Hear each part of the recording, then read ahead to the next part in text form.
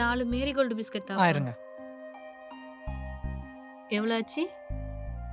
40 ரூபா ஆச்சு. பக்கத்து கடைக்கு போயிட்டு வந்து தரேன்ப்பா. என்ன தனுஷ் ரொம்ப பிஸியா இருக்க போல? அப்படிலாம் ஒன்றும் இல்லை மேம்.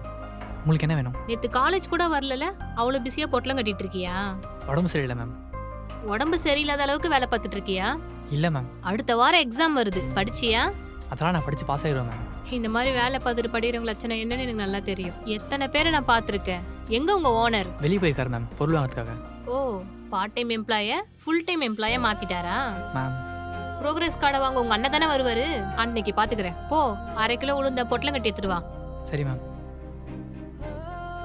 எவ்வளவு ஆச்சு? 60 ரூபா ஆச்சு மேம்.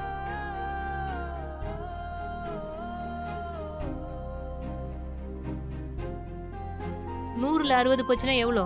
சாரி மேம், 40 ரூபா மேம் கொடுங்க. நீயும் இந்த கடையும் விளங்குன மாதிரி தான்.